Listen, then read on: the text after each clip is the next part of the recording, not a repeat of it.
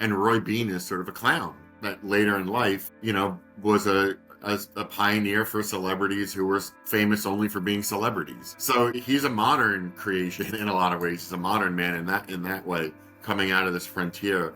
And yet he is the symbol of the frontier for a lot of people. This judge who went his own way because that's what the circumstances required, and that's how he was going to bring peace and law and stability. And that's all horseshit. I mean, he brought more crime and disorder and chicanery to his small town even later in life than he ever supplied law and order. And earlier in life, he was raising hell from Mexico to California and everywhere in between. So, and those are the interesting stories to me. In the dust where legends roam, for brave souls they call it home.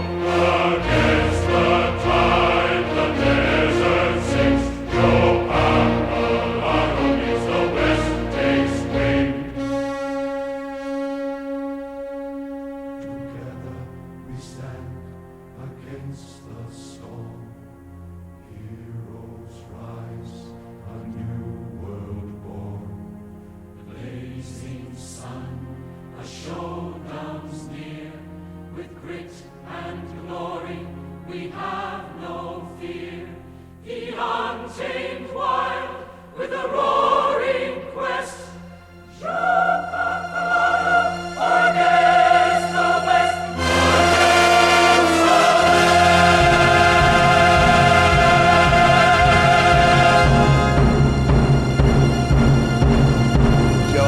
Brother, I'm good. How are you, man?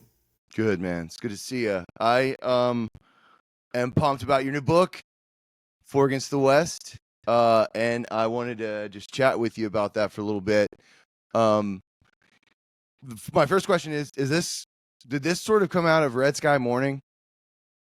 In a weird way, it did. One of my Rangers in Company F, which is the Ranger company I profiled, when they were running around in the late 1800s, he was young during that book. And later in his life, and later in Roy Bean's life, they tangle over an illegal championship boxing match that Roy Bean's hosting on a sandbar in between the United States and Mexico.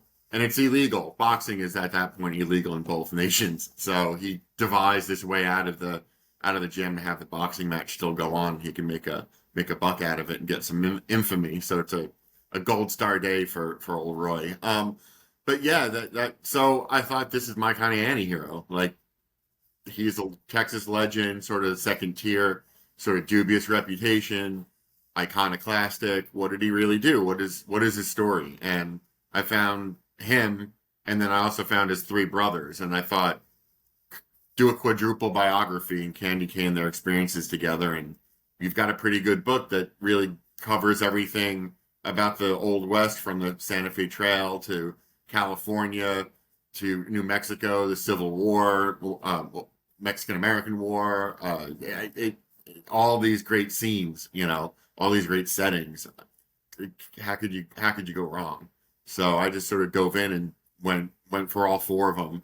And it turns out that Roy pops up in their lives a lot. So there was a good narrative flow through, not to his brother's benefit usually, but he would show up nonetheless. So one of the things I really like is that, Judge Roy Bean, like a lot of things you and I have talked about, Judge Roy Bean is sort of the entryway for a lot of people. He's the one I knew about. All right, shut up and sit down.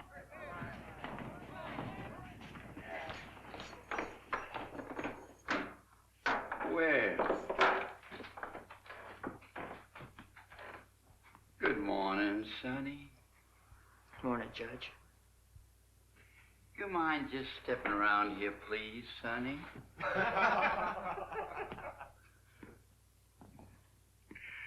Sonny boy, you was brought in here for borrowing another fellow's horse without him knowing it. Now it's my duty as the law of this fair city to pass judgment and speak my verdict. Sonny, time will pass, the seasons will come and go. Summer with its shimmering heat waves and the baked horizon and fall. with a yellow harvest moon, and the hills all turning golden under the sinking sun. And then winter, with a biting, whining wind, and the land all mantled over white with snow, and then spring again. Spring with the green grass blowing gently in the breeze, and heaps of sweet wildflowers on top of every hill. But you won't be here to see none of it, because the order this court right now, that you'll be took out of here up on that hill and be hanged by the neck till you're dead. Now get him out of here. He's the, like, seeing that it was about, besides the point that you wrote it, seeing that it was about him, I was like, okay, I recognize that name. I've seen a few Westerns that featured his mythology. I want to learn more. But once you dive in, it like the story of his brothers provides something that's even more substantial. Yeah, I mean, he is definitely the hook, but his brothers are, at least two of them are very, you could argue, and you would win probably, more historically significant than he is.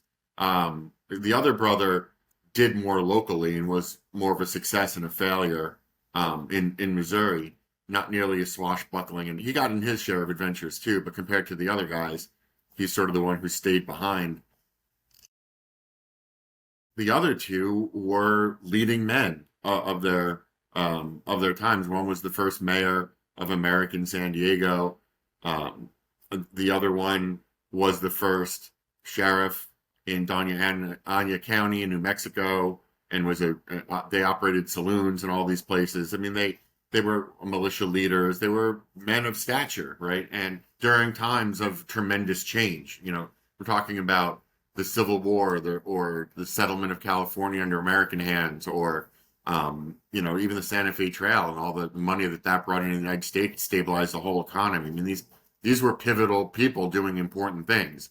And Roy Bean is sort of a clown that later in life, was a pioneer for celebrities who were famous only for being celebrities. So he's a modern creation in a lot of ways. He's a modern man in that way, coming out of this frontier. And yet he is the symbol of the frontier for a lot of people. That this judge who went his own way because that's what the circumstances required, and that's how he was going to bring peace and law and stability. And that's all horseshit. I mean, he brought more crime and disorder and chicanery to his small town even later in life than he ever supplied law and order. And earlier in life, he was raising hell from Mexico to California and everywhere in between. So, and those are the interesting stories to me.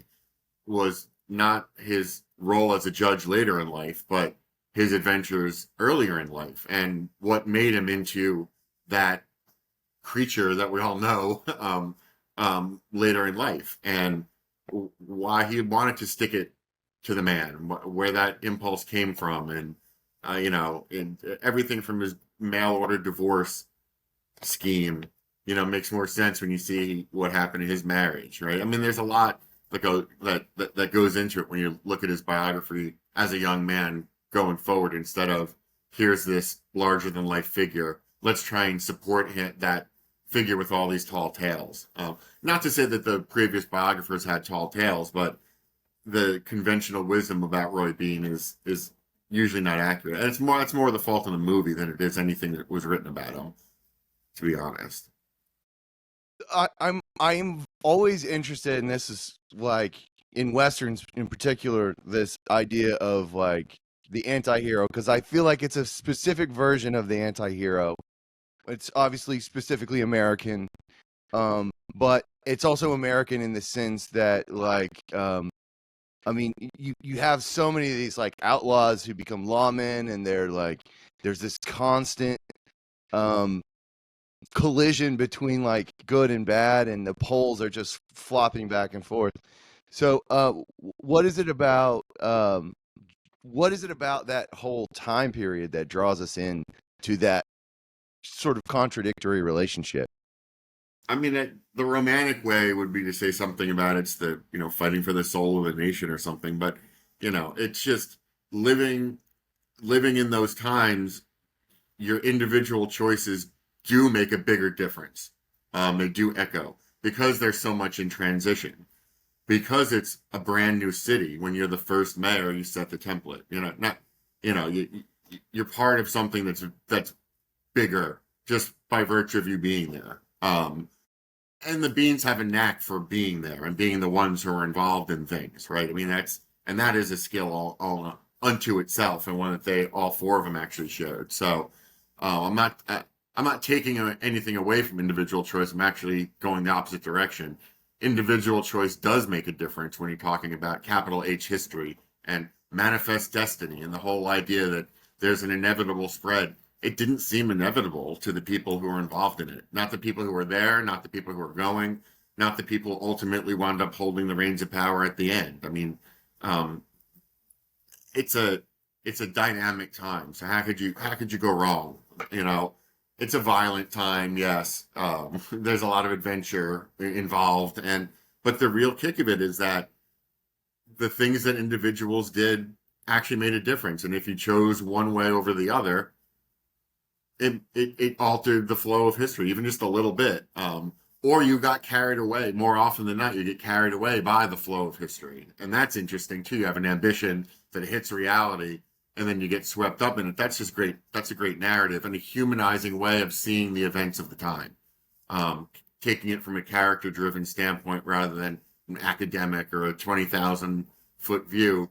I like to try and ground it in the experiences of people, and that way you kind of experience it with them, and you would actually learn more rather than reading something that's more academic or dry or something more sweeping or less focused, however you want to put it. There's plenty of room. There's plenty of books like that too, and they're good, and I rely on them. Do not get me wrong. I'm not putting them down, but this is a different experience. What sort of on the ground reporting did you do for this? Did I go? I went to the old railroad camp ruins with an archaeological team at the Eagle Pass. That was really cool. Got some good pictures there. And there's still, the remains of saloons and they're saloons because there's broken beer bottles all stretched, and they weren't. It's just an amazing sight, and the size of these camps and the location of the camp and where his saloon was. It had to be there or a place just like it. So functionally, you're standing in Roy Bean's famous saloon where he first was served as the justice of the peace, and and if it's not that one, it's one of those other buildings, but this is the one with all the beer bottles behind it. So so that was all cool just for the ambiance. But going to New Mexico yielded the best stuff for sure. I can do a lot from this office, right? A lot. I am accessing newspapers that would take a conventional, a generation ago would take 5-10 years of traveling to places and reading newspaper archives and still not knowing that you're going to catch something. I can do that in a database just like that. So it's already an unfair advantage, but even with all of that, it's the things that are locked away somewhere in a print copy, a hard copy, that always seems to deliver the best stuff. And in this case, going to New Mexico and going to the university library in El Paso, and it's in Mesilla, and they had a amazing interview with Sam Bean, one of the four brothers, and it was sort of in the form of a sort of novelized. It was never published. It was a historian who worked there. She was very much into the Old West and knew Sam Bean really well, had a bunch of interviews with him, had big direct quotes from him. And then like these scenes that were, you don't know if they're fictionalized or if he told her that happened. And so I couldn't include those in there. And but just the Sam Bean pull quotes were extensive. And he was talking about his relationship with his brother, and he was talking about times in his life and how he felt about slavery. And there it was, and the schism that they had. And he mentions that Roy came back and they visited with each other at the end of their lives after their big falling out. So that's all huge. How could I even start writing the book without knowing that was even there? is how I think about it now. What a moron I was to not know that was there and still sell a book to a publishing company without that kind of emotional ending, or not emotional, but well, it is emotional. Why not? I mean, it's the personal side of the story, the brothers falling out and getting back together. And I didn't really have that when I went into it. So, I didn't have an ending. It should have been terrifying, but going to places you always find it. I don't know. One day I won't, and then we'll have a different discussion. But the next book I'm doing, the same thing happened. I went to Austin and went to the library and found an old pay. You pay the guy, he mails it to you, kind of a book. It's published, self-published of the time in the 20s, 1927. One of the only copies around. You can't find the thing, and it has everything I'm looking for. And it's like, better to be lucky than smart, but you gotta go and look. You can't just rely on the computer, as helpful as it is. And the computer does help me find these things and leads to them, but you don't know what's in them until you crack the pages open. You just don't. And that's cool. I like that part. I always like that part. Yeah, you've been doing that a while too. I mean, like from your first days in Mexico in a proper newsroom, and then you were in New York. Was it were you at Wall Street? You weren't at Wall Street Journal. You're at New York Times? No, I was at the Associated Press in New York for a while. Associated and the Press. News and Information Research Center, which is a whole other thing. And then I was at Popper Mechanics for 7 years. That's where and Smithsonian. I was in D.C. for a while too, doing stuff. But I mean, honestly, the daily journalism thing, I do try to apply a lot of that to the book writing as much as possible. Too much so. I try to break away from it a little bit more and play to the strengths of what books should do, and get away from the strictly magazine style writing. So I'm still playing around with it, but the basics of covering people, narrative arc, telling the stories, making sure the readers are following along, and just the reporting is always the answer. That's what I got from daily journalism. I apply to books all the time. Area of town named after him, Beantown. He operated a pretty infamous saloon on the outskirts. People call it a slum. It was pretty bad, and he didn't do much to make it better. And they bought him out so that he would leave, essentially. And he started off as a squatter there and tricked some poor woman into marrying him. I mean, he was a real piece of work. But all this comes out without a lot of detail, like a timeline. He was there for 10 years or something like that. So you have a couple of months worth of material. He did more than that, right?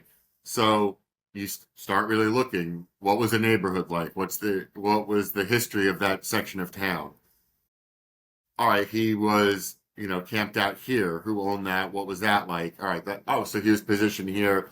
We knew he went into the town square. What was that like? Oh, there was a couple of different town squares, but they all had the chili con carne women who had just invented the chili queens, they call them. So this brand new dish that was going to go coast to coast is being invented. So you start realizing you can lean into the scenes where you knew he walked through to get a little narrative juice going, right? So it's a trick, but it's also a way to keep readers invested in a part of the story that is maybe not the one that the historians are going to focus on. He doesn't shoot anyone. He doesn't con anyone. He doesn't get a job. He's just there. And he's, selling wood that he's cutting down illegally from someone. Someone hired him to be a watchman to stop people from cutting down wood. So he does that and starts cutting down wood. And then if he catches anyone, even if they have permission from the owner, he takes their wood and sells it too. So, he does stuff like that. So we kind of know what he's up to, but so you can paint that picture of him doing that today, and then at night he's out drinking, and then he's with the chili queens, and it's just so you have to look at the maps to make sure that makes sense, and it does. Just because he said it doesn't mean he did it. So you have to look at the route from where he was squatting to where the downtown was, and where you need a horse. Like, you get all this stuff together, and you have enough to get to his next known sort of caper or next big step, which would be marriage in this case. And divorce. much of his story that you read, how much of like his mythology did you have to cut away as either I can't say for sure that happened, or I know for sure this didn't happen? The if I didn't know for sure, it didn't go in. Um, Most of the biographers have done a good job of the documented stuff. Okay. And I'll tell you, it was pretty easy. It, you know, if you start from the standpoint that you can't trust anything Roy says. So if you trust everyone else over Roy, including public records and, and if Roy tells his brothers things or Roy tells newspaper reporters things, and they don't make it necessarily true, right? So you start thinking, why did he say that? What was he doing? What was the point of that? How does it aggrandize him at this point in his life? Why is he saying it? Not what he's saying, but why he's saying it. But the verifiable stuff is good enough. The stuff that I found that the other guys didn't mention, everyone mentions his rope burn that he comes back from California, which is an apparent attempted lynching that he would never talk about. So you see him with the scarves and kerchiefs and stuff, and he's always buttoned up and all this. But when you look in the newspaper archives, we have no idea where that came from, what that's about. But the newspapers are very clear that someone shot him when he came into a store raging drunk, yelling and threatening, and someone just shot him. And there were no repercussions. In the newspaper article, a follow-up, before they knew he was going to live or die, they said, basically he was a jerk and had it coming. Like that, the tone of the article, in no uncertain terms. I wish I had it right here so I could just read it to you. It's like scathing. It basically, and he was just persona non grata there. And that doesn't make it into anything. Like that, those two articles are obscure, but they tell me a lot. And that was not too long before he left. So, if the rope story, if the lynching story is true or not, we don't know what that is. We know that he wasn't welcome there through being shot and the immediate media reaction. There was a big segment of the society that, like everywhere else, he was not welcome. And that fits his pattern too. I mean, he got thrown out of Mexico, thrown out of Chihuahua, got thrown out of New Mexico, got thrown out of San Gabriel. I mean, the guy wore out his welcome, and they tried to throw him out of Langtree a couple of times, the locals, but he always persevered. Of the four brothers, like after everything you learned, is there one of the four who you sort of became most partial to?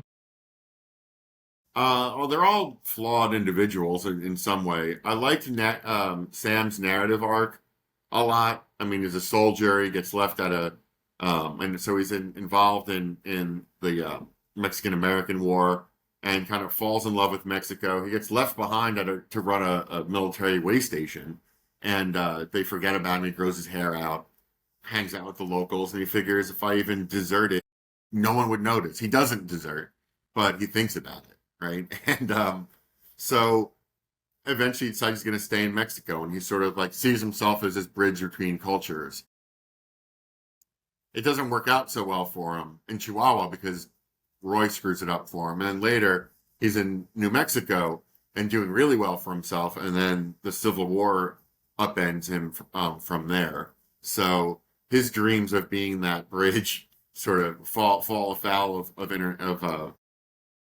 war and politics and the rest of it. But I like that part of it, and his difference between him and Roy, which is the starkest of all of them, it is very narratively satisfying. But James is like the hidden gem. Researching famous people, and Sam Bean in his own way, especially at the time, was famous, right? And James Bean had a certain amount of celebrity to him as well. But talk about a sixth tier frontier celebrity. I mean, he's Independence, Missouri, which is hardly the frontier. It's the gateway to the frontier. And he went down the Santa Fe Trail and got in some trouble and gotten some gunplay with some Native Americans and all this and that. But, which is kind of standard for the time. But it's cool that he did that, right? That's interesting. But he's got terrible luck. And he gets involved in a marriage scandal. He gets involved in he's the guy to go to for an easy wedding, but he's also the first responder to violent crimes. So if there's a murder or suicide, he's the guy who goes out and makes the first assessment. He's what a justice of the peace should do, as opposed to what Roy does, which is a mockery of it, even by the standards of the time. So he's this dutiful sort of public servant, but he's and his end is pretty tragic as well. But even then, he exerts his influence enough so that I could find him, right? So no one cares about this guy, but I do, and tracing his path through life, a lot through census records and a lot through property records and slaveholding records, and then his own stuff that he wrote later in life when he was in the poor farm dying. That was gold, right? You can find something about Roy. Like I found Roy was involved in a court case with these two Confederate spy masters, they used to call them. But this is well after the Civil War, and the rumor and the truth is that Roy used to ride with these guys in New Mexico and was part of the spy ring and stealing horses from the Union. So he could, sell them, but so the cavalry couldn't get around. So he's softening them up for the Confederates to come in. So this guy Coopwood ran this sort of the spy ring. Roy Bean's not on his roster. He's like an unofficial kind of a, under the radar kind of a guy. Not a guy, kind of an agent. And so how do you prove? Well, this was proof that these guys all knew each other, right? So that to me was huge. Like that was a big deal. But finding James's final letters and finding out like what he did when he was in the poor farm and his thoughts on life and it was a way bigger deal for me. Because there's no reason that should be there except that I'd be looking, It was just left right there, it's just his final, I was here, this is what happened to me, this is how I spent the remaining couple of years of my life, and I'm a pathetic figure, but this is it. I'm still, it's just like this individualistic, he was organizing a library at the poor farm, so people had something to read. And it was like, he reached out to all of his old, and I knew it was him, he reached out to all the contacts, to all the people in his life that were still alive and were doing well, and they responded in all the different places as far as Kentucky. So, I mean, he really put that Bean effort into it, made sure it got into the newspapers in Kansas City and Independence. And so that I'd find it. I mean, he was still a Bean after all the lousy shit that happened to him. He still had whatever that spark is that makes all four of them interesting. He still had it. So that was validating in ways that from a personal standpoint meant more than any of the other things I was able to dig out. That's exciting. That's like discovery.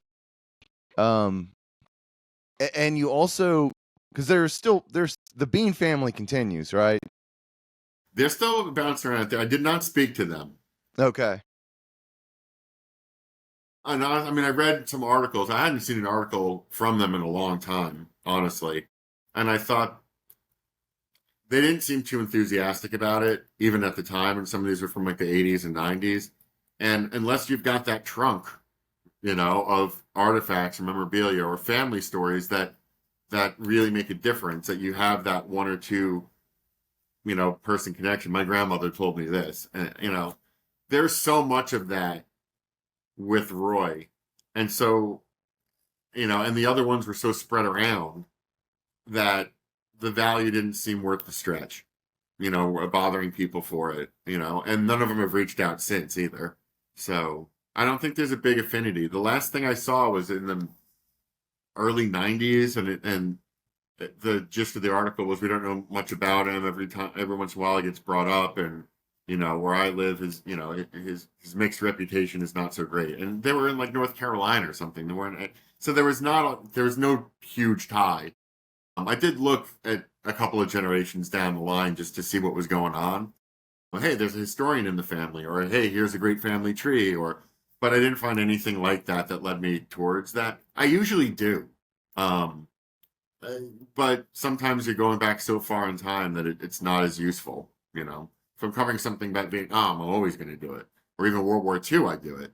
Inferno with the materials that I found in the guy's trunk that his son kept. It was and his son's involvement, and then the rest of his family, his wife's family as well in England, talking to me. I mean, all of that was extremely necessary, but it's not always as necessary, and it doesn't always yield as much, you know. And I think that's just time. You know, they hear the same stories we do. They read the same stuff I do. You know, unless they're deep into it and they don't have a primary source type relationship, it usually doesn't pay off too well. If not, I mean, Roy has a museum based on his, you know, for his stuff. So with like the descriptions of Roy Bean, and like the biographies, how much did those biographers include the story of the three brothers? they do a fair bit about Sam. They kind of gloss over Joshua and they ignore James, is usually how it goes. And there's actually there's good reasons for all of that in terms of if you're focusing on the highlights of Roy, and his time in Langtree, that is just the background material and you go through it. But they definitely include his relationship with Sam and the falling out. I mean, there's no doubt about that. And they will mention things that I by necessity have to dwell on, like, oh well, he was involved as a scout with the Confederacy and was said he was involved in the coup with spy ring. And I'm like, whoa, whoa, whoa, whoa, whoa, whoa, whoa, whoa. He's what now? Like, all right, stop everything, roll back. Who's here? What's going on? How did it happen? All right, he was in Apache Pass. He knew the the militia guys from there.